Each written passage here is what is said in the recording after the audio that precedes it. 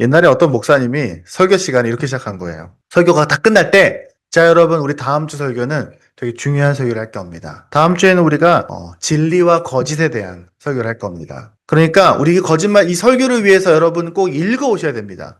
다 같이 마가복음 17장을 다음 주까지 꼭 읽어오세요. 하고 나서 목사님이 얘기를 한 거예요. 그래서 사람들이 다 마가복음 17장 꼭 읽어오세요. 이렇게 하고 나서 당부를 하고 설교가 끝났어요. 예배가 끝났어요.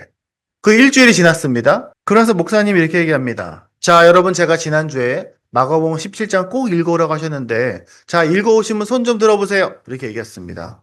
그 사람들이 눈치를 슬슬 보니까 교회 오래 다닌 사람들은 뭘 알고 있습니까? 마가복음 17장이면은 아마 뭐 예수님 십자가랑 부활 이야기겠지? 하고 나서 이렇게 쓱 손을 들었습니다. 네.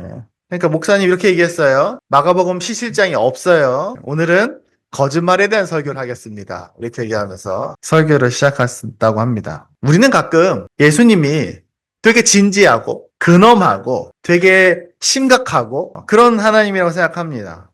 그래서 예배도 되게 진지해야 한다고 생각해요. 그래서 저 어릴 때 교회 가면은 예배 시간에는 절대로 웃으면 안 됐어요. 언제나 차분하고 얌전하고 가만히 앉아서 목사님만 이렇게 딱 쳐다보고 있고 장난치면 큰일 나죠. 그래서 이런 노래도 있죠. 예배 시간에 장난꾸러기 예수님이 보시면 뭐라 하실까? 떠드는 아이. 그러면 아니 안 돼요. 예수님이 화내실 거야. 예수님이 화낸다고? 그런 노래가 있어요. 근데 성경을 잘 읽어보잖아요? 그럼 정말 하나님이 그렇게 심각한 분인가? 떠들면 혼내는 분인가? 레아처럼 저렇게 울면은 혼나나? 예수님이 그렇게 심각한 분이신가? 우리 예수님 영화 보잖아요? 그럼 예수님 언제나 되게 진지한 얼굴을 갖고 있고, 예수님이 되게 인상을 빡 쓰면서 막 뭔가 막 설교를 하시고, 어떤 사람들 혼내고 막 이렇습니다. 그래서 예수님은 처음부터 끝까지 되게 인상 쓰고 계신 것처럼 보이기도 해요. 근데 정말 그런가? 아니요. 제가 성경을 읽어보니까요. 성경 속에 있는 하나님은, 성경 속에 있는 예수님은 되게 재미있는 분이시더라고요. 되게 웃으시는 분이시더라고요. 그리고 우리가 웃기를 바라시더라고요. 그래서 성경에 보니까, 야, 너가 이제 그만 울어. 너 이제 그만 울게 하고, 너가 웃게 해줄 거야. 라고 말씀하시는 내용들이 성경에 여기저기 많이 나와요. 오늘은 그런 얘기 할 겁니다. 여유 있게 웃으시는 하나님, 그리고 유머러스한 예수님, 그리고 그게 우리에게 무슨 의미인가? 그 얘기 할 겁니다. 첫 번째는 이겁니다. 성경에서 이름 짓는 건 되게 중요합니다. 우리 최근에 제일 새로운 이름이 우리 레아인데, 레아도 우리 대응 형제가 뭔가 마음을 담아서 이름을 지었죠. 고민해서 지었을 겁니다. 우리도 마찬가지고요. 성경에서 하나님이 가끔 사람들에게 이름을 지어줘요. 그럼 이름을 지어줄 때는 굉장히 중요한 사건이에요. 왜냐하면 성경에서 이름을 지어준다는 건 이름을 짓는 사람의 마음과 그 진심을 담아내는 거니까. 그럼 성경에서 하나님이 제일 처음 태어난 아기에게 이름을 지어주는 장면이 어디 나올까요? 성경에서. 우선 아담과 하와는 뺍시다. 왜냐면 아담과 하와는 그냥 사람이라는 뜻이에요. 그리고 아브라함하고 사라도 빼야 돼요. 왜냐면 아브라함하고 사라는 원래 이름이 있어요. 나중에 하나님이 그 이름을 조금 비틀어 주신 거예요. 그러니까 새 이름이 아니야. 그럼 하나님이 처음으로 갓난 아기에게 이름을 지어준 하나님의 그 첫 번째 장명한 이름이 뭘까요? 이삭입니다. 그리고 이삭의 뜻이 뭘까요? 웃음이에요. 되게 중요한 의미가 갖고 있어요. 하나님이 이 위대한 성경의 역사, 메시아를 향한 이 위대한 역사를 시작하는 첫 번째 그 위대한 생명이 끊어졌던 아브라함과 사라를 통해서 나온 그 첫 번째 아기에게 지어준 이름이 바로 웃음이라는 거예요. 하나님의 마음을 너무 잘 알 수 있어요. 그래서 엄마인 사라가 그 아기를 낳고 이렇게 말합니다. 하나님이 나에게 웃음을 주셨구나. 나와 같은 늙은이가 아들을 낳았다고 하면 듣는 사람 하나 나처럼 웃지 않을 수 없겠지. 하나님께서 이스라엘을 시작한 이 위대한 역사의 첫 번째 사건은요. 아브라함도 사라도 온 동네 사람들이 하하하하 웃으면서 시작하는 거였습니다. 비록 이제 레아는 슬퍼 울고 있지만 그때 사람들은 다 웃었다는 거예요. 네. 그런 얘기 있죠. 내가 그 악동미션 노래 중에 이런 노래 있어요. 내가 처음 태어났을 때 나는 울었고 모두 다 웃었어. 뭐 이런 말이 있잖아요. 그런 것처럼. 그러니까 하나님이 처음으로 이름을 지어준 사건은 웃음이에요. 또 성경에 보면요. 하나님에 대한 이야기들이 많이 나오는데 특별히 시편은 하나님의 마음에 대한 이야기들이 많이 나옵니다. 근데 시편 1장에는 사람에 대한 얘기 나와요. 복 있는 사람에 대한 내용이 나오죠. 그럼 2장에 가면은 하나님의 감정이 나와요. 2장에 이런 내용이 나옵니다. 어찌하여 열방이 분노하며 허설을 경영하는고. 다시 말하면 이 장에서는 악한 사람들이, 악한 권세자들이 모두 모여서 악을 도모하고 못된 짓을 하려고 서로 의논하는 장면을 시작합니다. 그런데 하나님이 하늘에서 그걸 보시면서 이렇게 말합니다. 표현은 개역개정이 더 좋아요. 하늘에 계신 이가 웃으시며 주께서 그들을 비웃으시리로다. 하나님이 밑에서 악을 도모하는 사람들을 보면서 하고 비웃으시는 거예요. 그게 하나님의 드러나는 하나님의 감정이에요. 하나님의 눈에는 그들이 가소로운 거예요. 그들의 악이 웃을만 하다는 겁니다. 왜 웃으셨을까요? 왜 하나님이 웃으셨을까요? 하나님의 능력과 하나님의 지혜와 하나님의 권세가 이 세상 모든 군왕들이 모여있는 것보다 훨씬 더 압도적이기 때문에 그렇습니다. 쉽게 말하면 동네 개미들이 나를 좀 해쳐보겠다고 어떻게 하면 저 이현충이라는 사람을 괴롭혀볼까 하고 고민하는 걸 내가 이렇게 보고 있으면서 허허허 웃는 것 같은 거예요.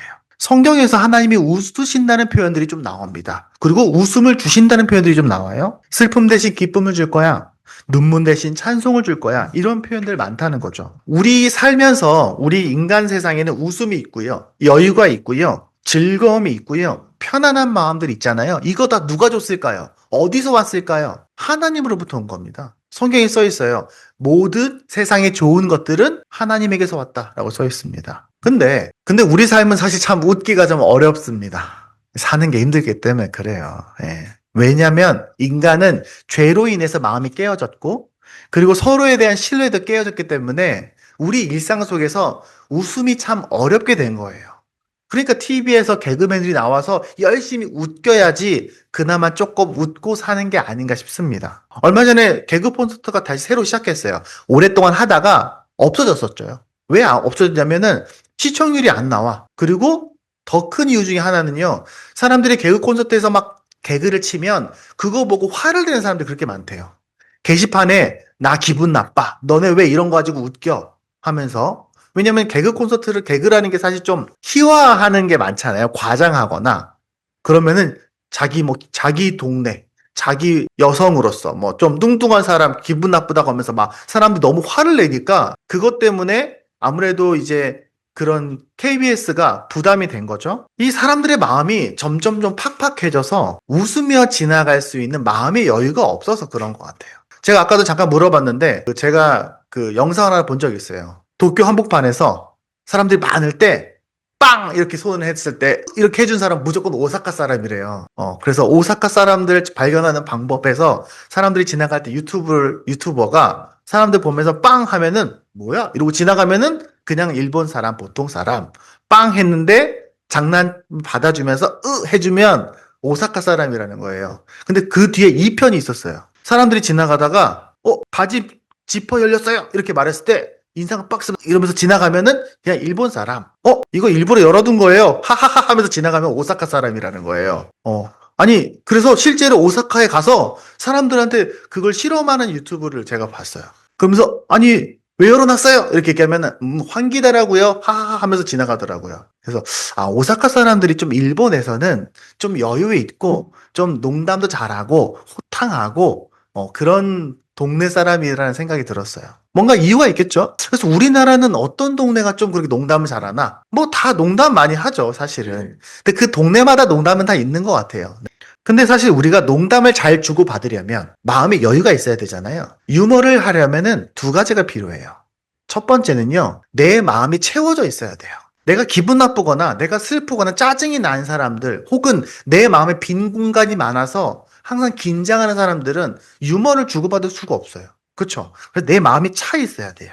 그런 사람들은 조금만 얘기하면 너 농담하면 더 기분 나빠할 수도 있잖아요. 또 두 번째는 뭐냐면 서로에 대한 신뢰가 필요해요. 내가 장난치고 농담했을 때 이 사람이 딱 받아줄 수 있는 그런 신뢰가 필요해요. 그래서 친구들끼리 제일 많이 장난치는 애들이 누굴까요? 다 중고등학생들이 제일 많이 장난치는 것 같아요. 야, 너 오늘 얼굴이 좀 아프구나. 뭐 이런 농담을 했을 때 웃으면서 받아 넘을 수 있는 거는 친구들 간의 신뢰가 있기 때문이에요. 내가 별로 안 좋아하는 사람이 나한테 그런 농담하면 기분 나쁘겠죠. 근데 나를 너무 좋아하고 뭐든지 함께하는 내 친구가 나한테 그런 짓궂은 농담을 해도 하하하고 웃으면서 받아줄 수 있겠죠. 그래서 사람들이 우리 일상 속에 유머가 많고 농담도 재밌게 하고 그렇게 유머러스한 일상이 되기 위해서는 우리의 마음이 좀 채워져 있어야 되고요. 서로에 대한 신뢰, 정서적인 신뢰가 좀 필요한 것 같습니다. 제가 예전에 읽었던 책 중에 Trait of the Happy Family라는 책이 있습니다. 이 책에 보면은 건강한 가정의 15가지 특징이 나와요. 건강한 가정, 어떤 가정이 건강하냐? 라고 말할 때 이 저자가 15개 중에 5번째가 뭐냐면 유머와 놀이입니다. 가정이, 부부가 같이 놀고 웃고 농담하고 장난칠 수 있다면 그 부부는, 그 가정은 건강한 거야 라고 합니다. 혹시 여러분 가족들은 어떻습니까? 집에서 농담 많이 합니까? 장난 많이 칩니까? 네. 그거 되게 중요하다는 거예요. 우리가 하나님의 자녀로 살아간다는 건 많은 측면들이 있지만 이 하나님의 웃음과 여유를 발견하는 거예요. 왜일까요? 레아는 지금 마음이 채워져 있지 않아서 그래요.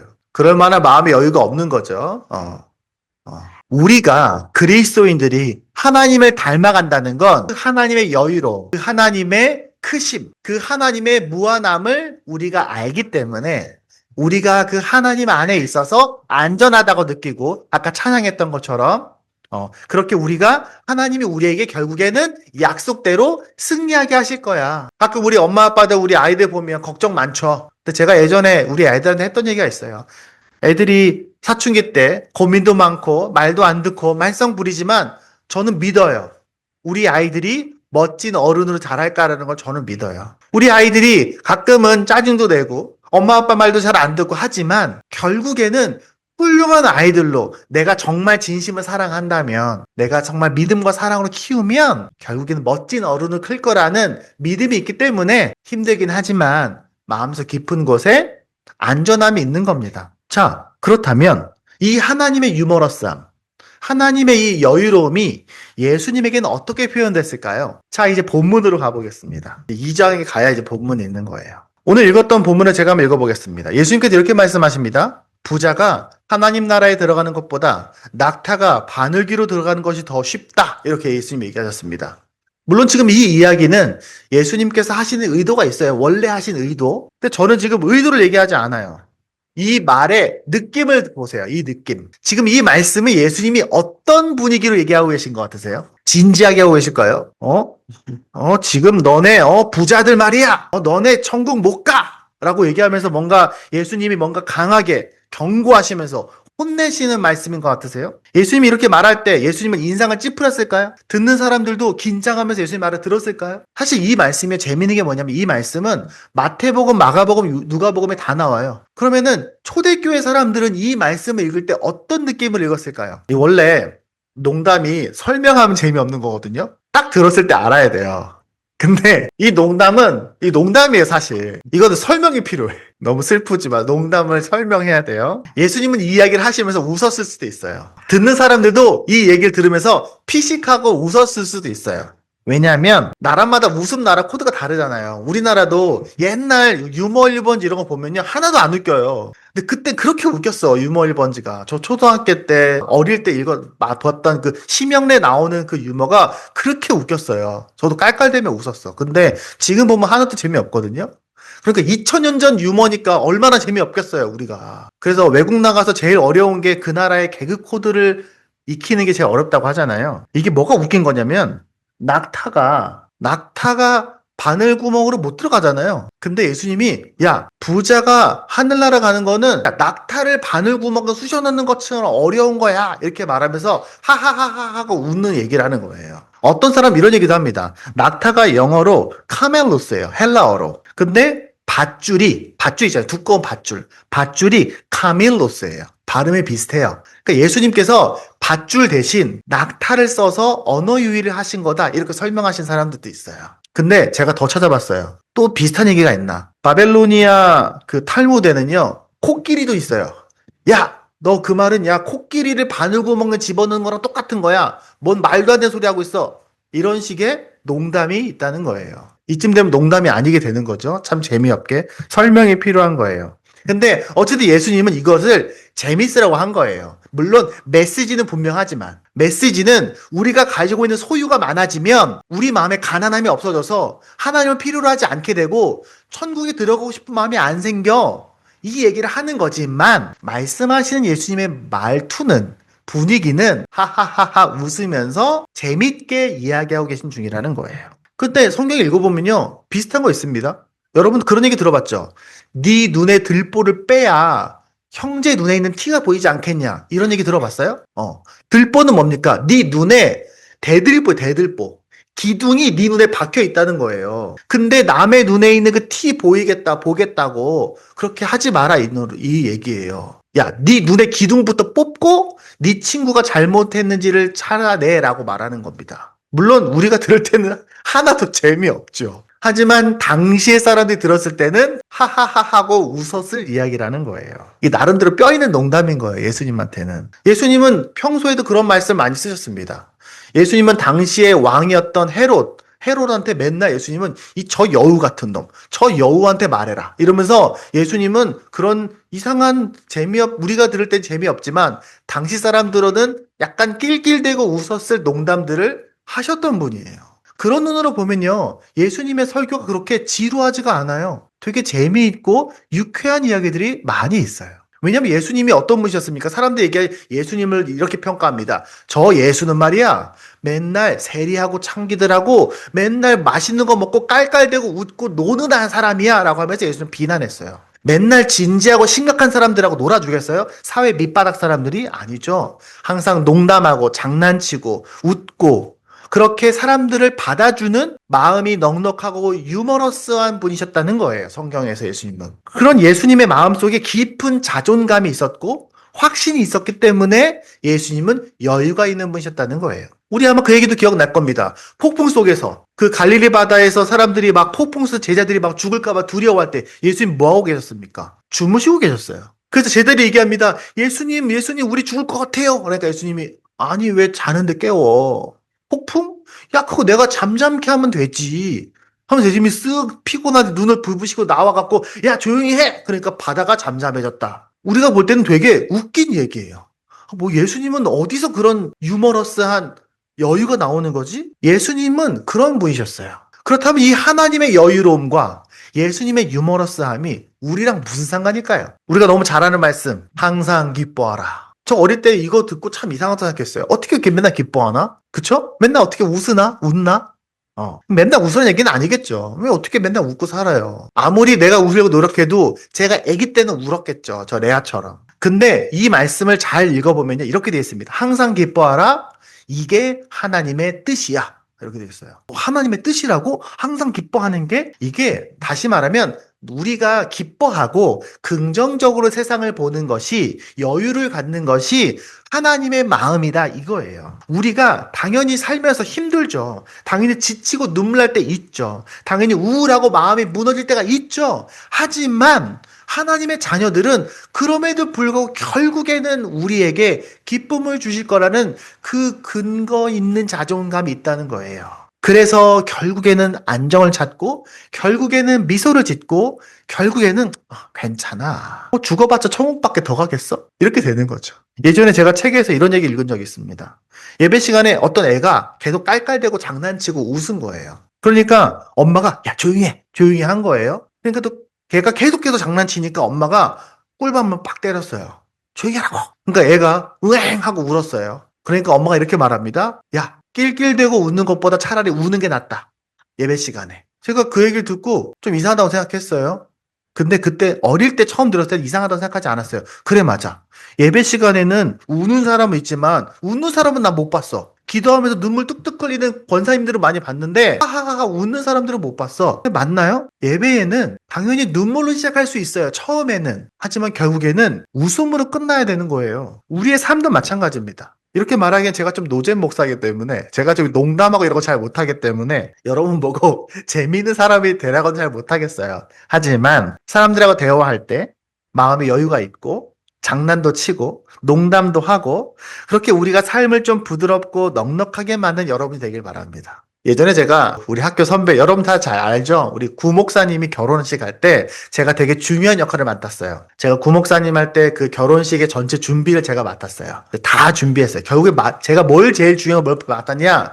결혼 반지를 제가 막 갖고 있었어요. 그 결혼 반지가 이렇게 막 다이아 반지는 아니고 평소에 둘이서 커플링을 끼던 거를 제가 받아서 챙겨서 잘 갖고 있었어요. 그래서 결혼식 할 때, 시작할 때 제가 딱 전해주기로 하고 미리 맡아둔 거예요. 그런데 결혼식 하기 1시간 전에 그 반지를 잃어버린 거예요. 제 기분이 어땠을까요? 멘붕이 왔겠죠. 정말 말 그대로 멘붕입니다. 평생 한 번 있는 결혼식에 결혼 반지를 잃어버린 거예요. 진짜 멘탈 무너지고요. 진짜 주저앉아서 저 울 뻔했어요. 그래서 주위에 가까운 그 몇 명, 같이 준비하던 그 우리 찬양팀 몇 명한테 이 얘기를 하니까 다들 얼굴이 사색이 된 거예요.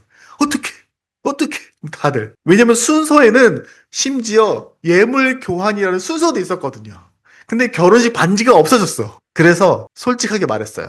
형님, 제가 죽을 죄를 졌습니다. 도대체 그 반지가, 그 반지 통이 어디 갔는지 모르겠어요. 그러니까 그때 그 형이, 부목사님이 허허허 웃으면서, 우와, 잊혀지지 않는 정말 특별한 결혼식이 되겠구나. 우하하하 웃으면서 갔어요. 모두가 다 당황했죠. 그게 하나님의 여유라고 생각해요. 그게 재밌는 얘기는 아니었지만 그 마음의 여유와 유머러스함이 그 문제를 해결했어요. 근데 재밌는 건 뭔지 아세요? 결혼식 하기 바로 전에 먼 친척 할머니가 반지를 사들고 왔어요. 왜 사왔는지 모르겠어요. 그냥 할머니 이렇게 했어요.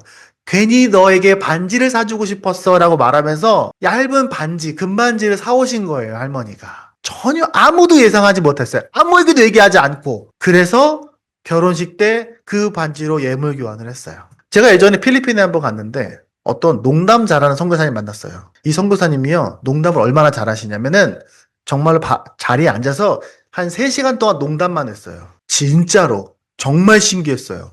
끊이지 않고 농담이 나오는 거예요. 근데 너무 불편했어요. 세상에서 제일 불편한 밥이었어요. 밥을 먹고 차 마시는 3시간 내내 혼자 농담을 하시는데 너무 재미없고 너무너무 불편하고 너무너무 기분이 안 좋은 식사였어요. 그때 너무 깨달았어요. 아, 저렇게 사람들을 불편하게 하는 농담도 있구나. 그분은 계속 웃으면서 깔깔대면서 농담하셨는데 저는 너무너무 불편한 거예요. 어떤 사람은 농담을 잘하지만 사람을 불편하게 한 사람이 있고, 어떤 사람은 그렇게 재미있는 사람은 아니지만 사람들을 편안하고 여유 있게 만난 사람들도 있습니다. 우리 안에 그런 모습이 있기를 바라요. 부부 사이에 여러분 장난을 많이 치세요. 농담도 하고 유머러스한 부부가 되길 바라요. 물론 뭐 부부마다 다 다를 수 있죠. 하지만 부부는 얼마든지 농담할 수 있고 장난칠 수 있어야 해요. 그리고 그럴 때 받아주세요. 정색하지 마시고, 부부가 남편이 정말 재미없는 노잼 농담을 하더라도 좀 받아주세요. 제가 아내랑 결혼한 가장 큰 이유 중에 하나는 제가 이상한 농담을 해도 다 받아주면서 깔깔 웃어줘서 그런 것도 있어요. 부모 자녀도 마찬가지입니다. 부모가 자녀를 키우다 보면은 당연히 힘들죠. 하지만 삶의 농담과 여유가 좀 많으면 사실 어렵고 힘들고 좀 긴장되는 상황들도 잘 풀어질 수 있어요. 저는 그것이 하나님이 우리에게 주시는 굉장히 좋은 하나의 메시지 중에 하나라고 생각합니다. 그게 서로를 여유 있게 하고요. 그 다음에 서로의 긴장과 슬픔과 아픔들을 치유하는 효과가 있습니다. 말씀을 맺겠습니다. 제가 어릴 때부터 저는 교회를 열심히 다녔어요. 우리 애들도 다 어릴 때부터 교회를 다녔는데 우리 아이들의 교회는 어떤 곳일까 가끔 생각하게 됩니다. 제가 다닌 교회는요, 굉장히 큰 교회였어요. 제가 다닌 교회는 굉장히 엄숙한 교회였어요. 그래서 저는 어릴 때 이런 생각했습니다. 하나님은 굉장히 무서운 분이야. 하나님은 굉장히 진지한 분이야. 그리고 하나님은 내가 잘못하면 혼내는 분이야 라고 생각했어요. 그래서 가끔 꿈을 꿨어요. 꿈속에서 하늘에 있는 할아버지 하나님이 저를 막 혼내는 꿈을 꾼 적이 있어요. 그래서 저는 중고등학교 시간 동안 사람들에게 웃어주긴 했어요. 저는 잘 웃어줬어요. 하지만 재미있어서 웃는 거는 되게 불편했어요. 웃으면 안 된다고 생각했어요. 너무 웃으면 내가 뭐 잘못하는 것 같은데? 내가 이렇게 웃어도 되나? 하나님 내가 이렇게 웃는 거 별로 안 좋아하실 것 같은데? 라고 착각했어요. 근데 대학교에 가서, 그래 처음에 대학교 가서요, 예배 드릴 때도 있었지만 친구들 놀이동산 갈 때 저는 안 갔어요. 왜냐면 저는 놀이동산 가서 깔깔대고 웃는 거를 제가 하면 안 된다고 생각했어요. 진짜 웃기죠. 그거야말로 웃긴 일이에요. 근데 나중에 제가 성경을 읽어보니까, 제가 정말 다양한 그리스도인을 만나보니까 아니구나. 하나님은 정말 유머러스하고 하나님 되게 즐겁고 하나님은 되게 여유 있고 재밌는 분이시구나. 그래서 내가 하나님을 더 깊이 알아가고 내가 더 믿음이 자라면 그럴수록 내가 더 사람이 여유가 있어지고 내가 좀 노잼이긴 하지만 그래도 마음에 유머가 있는 여유가 있는 그런 농담도 받아줄 수 있는 사람이 되어 가겠구나. 그런 걸 깨달았습니다. 여러분 혹시 주위에 있는 사람 중에 장난도 잘 치고 개그도 하고 혹시 좀 엉뚱한 사람들이 있다면요. 그거 하나님을 닮은 겁니다. 우리가 잘 알고 있는 찰스 스펄전 목사님 이런 얘기 하셨습니다. 기독교인들은 세상에서 가장 유쾌한 존재가 되어야 된다. 누구의 입에서 웃음이 가득하다면 그건 바로 우리여야 돼. 이렇게 말했습니다. 또 이런 척 스윈돌이라는 유명한 목사님이 이런 얘기했습니다. 웃음은 하나님이 인류에게 주신 가장 아름답고 유익한 치료법이다. 그리스도인들은 항상 웃고 또 같이 울어주기도 하는 사람입니다. 하지만 그냥 웃어주는 것이 아니라 더 나아가서 한 번 더 웃어주는 사람들. 더 기다려주고 이해해주고 용서해주고 품어주고 그리고 가장 마지막에 웃으면서 장난을 건넬 수 있는 마음이 여유가 있는 사람들이 바로 그리스도인들입니다. 그렇게 마지막 날에 사람들에게 많이 웃음을 주고 여유를 주고 평안함을 주고 그렇게 마지막에 웃으면서 하나님 앞에서 만나는 그런 우리가 되면 좋겠습니다. 기도하겠습니다. 우리 기도할 때에 하나님 우리가 살면서 당연히 힘들고 지치고 예민해지고 짜증도 납니다. 그것도 사실이에요. 하지만 그럼에도 불구하고 우리 하나님은 결국 우리에게 평안함과 든든함을 주실 거라고. 그래서 넉넉하게 장난도 치고 유머러스 할 수 있는 그런 우리의 마음을 주실 거다라고 그러기를 또한 기도합시다. 또 우리 아이들도 그런 하나님을 경험할 수 있게 해달라고. 그래서 우리 아이들의 마음 속에 그런 유머러스한 하나님, 넉넉한 여유 있는 그 하나님의 그 마음이 가득하게 해달라고 함께 기도합시다. 기도하겠습니다.